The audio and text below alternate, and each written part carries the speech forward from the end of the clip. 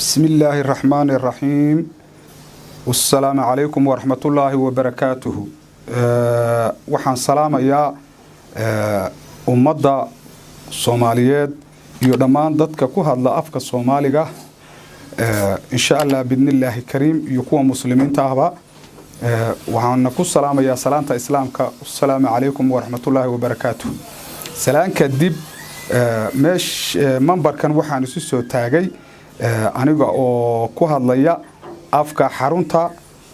barashada afka Soomaaliga ee Ilays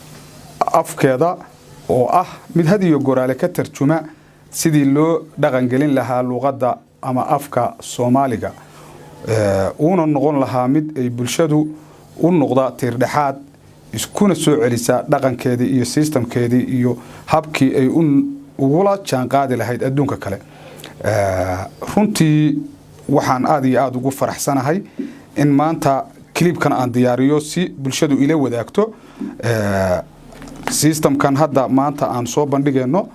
kaasoo ah book aan qornay oo qornay in laga faa'iideysto luqadda Soomaaliga ama afka Soomaaliga booktaasoo ah kuwa asaasa oo ah asaaskii barashada afka Soomaaliga haday tahay naxwe iyo haday tahay higaada af Soomaaliga iyo hadii ay tahay sheeko xariirooyin runtii meesha xaruntu ay ku taalo oo ah Nairobi waxa ay diyaarisay manhaj af Soomaali ah oo si ku meel gaara looga faa'iideysanayo inta la helayo dawlad taabagelisa luqad afka oo ay noqdo ki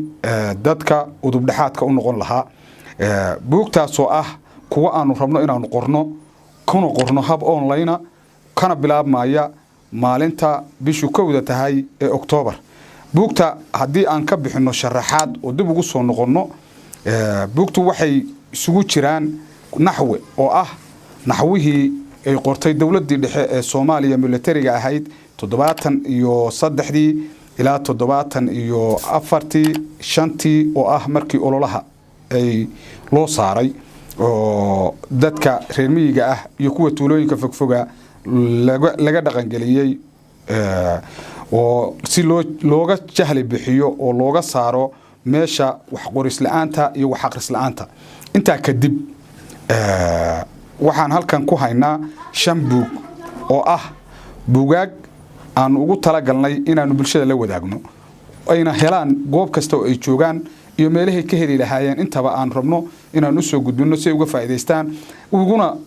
la jaan qaadaan casharada la soo gudbin doono YouTube-ka lagu soo gudbin doono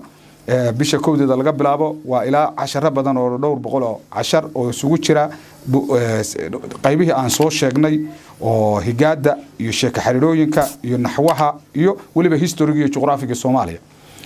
si ay uga faa'iideystaan dadka da'yar tahay. buugta waxa kamid ah buugan oo ah naxwaha af Soomaaliga oo dadku ayan in badan oo da'yar ayan wali hore u arag. buugan waa buug ay gudidii Soomaaliya qortay waana buug aan dib u habeynay dibna u soo saarnay laakiin aan waxba ka bedelin.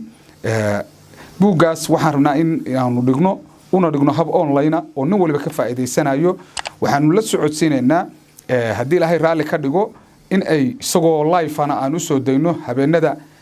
axada iyo sabtida oo si uga faa'iideystaan dadka aan Soomaaliya joogin oo ku nool dunida kale reer galbeedka ama Afrika meesha doonaan ka joogeen. buugaas waa buug qiimo weyn bulshada u leh lana rabo in ay ka faa'iideystaan si ay ereya ku haboon meesha lagu qoraayo ama la gelinayo ama lagu hadlaayo ay u geliyaan. buugaas insha Allah waa ka faa'iideysan doontaan isagana marka la soo gudbinayo sheeko xariirooyinka ayaanu axad iyo sabtida soo deynayna iyagoo projector ku qoran oo sawirada ka soo baxaya oo la rabo in sawiradiisa iyo wixiisa iyo erebixintiisa iyo wixiisa ay halka kaga faa'iideystaan caruurtuna ay dhaqanka ku barato. waxa kamid ah labadan buug oo sheeko xariirka ah oo hadda gacanta ku hayno iyo buug kale hadda gacantiida ku jirin. buuga kan sheeko xariir ama sheeko caruureed weeye wuxuu ku qoran yahay afka Soomaaliga dhaqankii iyo systemkii iyo wixii aan awal isticmaali jirnay weeyaan waa sheekooyinkeeni macmacaana caruurtuna ay dhaqanka ku baranayso hooyaduna ay ku maawelinayso caruurta afkana ay ku baranayaan kana waa la mid waa buug kale oo xoogaa ka xajmi weyn laakiin isla isaga ah oo sheekooyinkii sheeko xariir kasna ku qoran waa buug aad u jeedaan xigmad iyo sheeko xariir baa la dhahaa qaybta koobaad qayb labaadna waa jirta saddexda buug marka laga baxo waxaa jira buugga kan oo asaaska ah oo ah buugga ugu muhiimsan oo laga bilaabayo asaaska barashada afka Soomaaliga waa buug macna weyn ku fadhiya waa buug lagu qoray hab loo qoray loogu talagalay qof kasta inuu wax ku fahmo kuna barto ereyadu say isugu xirmayaan iyo higaadooda iyo dhawaaqooda iyo systemko dhan isagana sawiradan ugu qoreynaa YouTube-kan ka soo daynayna waxa joogtuna u baxaya inta uu ruux nagu jiro waxaan rabnaa inuu channelkaas lagu xirnaado oo qof kasta oo ogaada in uu la soo galiyay waa inuu subscribe sameeyaa si uu casharadu joogto ugu soo dhacaan ogana faa'iideystaan waana soo gelinayna clipka markaan soo gelino kaga faa'iideystaa si oo marka la bilaabo aad u ogaataan oo idinku soo dhaco waa inaad subscribe sameysaan sidaasna aad yeeshaan insha Allah halkaan kala socotaan waana higaadii af Soomaaliga waa alifbeetadii waa isagoo la higaadiyay waa isagoo ereyada la isku xiray erbixin loo sameeyay 100 something sawir baa ku jira oo magacyadii ay ku hoos qoran yihiin oo la rabo caruurtu inay ku barato kaasuna waa ka dadka raba in af Soomaaliga bartaan oo noqdaan dad afkooda wax ku gudbin kara iyagana kaasaan ugu soo saarayna waxa weheliya buugga kan oo ah buug isaguna insha Allah bidnillaahi kariim sarbeeba oo ka hadlay waaqaca Soomaaliya waana dal jirnin la yiraahdo sawirka aad aragtaan waa hal iyo nirig haysata calankii Soomaaliya ku sawiran yahay waraabayaal iyo niman la socda iyo niman ka difaacaya warama haysta baa jooga geedkana waraabayaal kala bahala kale oo libaax u weeyahay baa iyana hogaanaya kuwa kan kulay bushkareynayaan nimankaas iyo hashaasa weerar lagu yahay isaguna waa buug sarbeeba laakiin waaqaca Soomaaliya ka hadlaya waraabaha iyo mahadhadu reebay baa la dhahaa buug kale oo fara badan oo iyaguna noocaas ayaan diyaarinay iyagana aan rabnaa insha Allah dhaqsayna idin la wadaagno aadna noqono dad saaxiibo ku ah xagga waxbarashada iyo horumarinta bulshada aadna maanta laga bilaabo aad channelka kala socon kartaan wixii horumarin iyo taariikhda Soomaaliya iyo juqraafigeeda ah iyo barashada afka Soomaaliga oo ah asaaskii hoose ilaa iyo heer uu qofku wax ku kala fahmi karo waxaan idin sameynaynaa meel aad wax nagala soo xiriirtaan oo isagana idin soo gudbinaya insha Allah buugtan waxaad heleysaan meel kasta oo adduunka kamida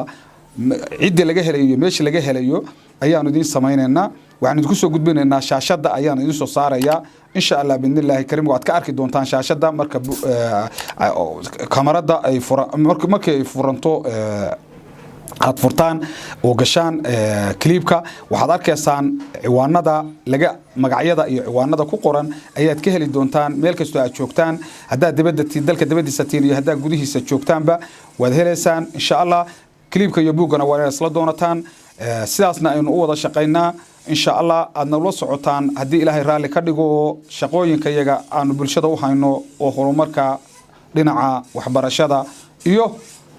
ogaanshaha dalkooda iyo wadaniyadooda dadka bulshada daayarta aanu ku baraarujinayno waxaanu heegan u nahay insha Allah anagoo si hab voluntary ugu shaqeynayna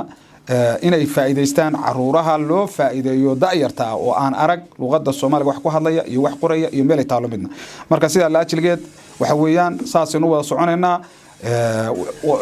ciwaanadayada iyo meesha nagala soo xiriiraysaana waad ka arki doontaan shaashada sidaas aadna noola xiriireysaan waana mahadsantihiin wassalaamu calaykum waraxmatullaahi wabarakaatuh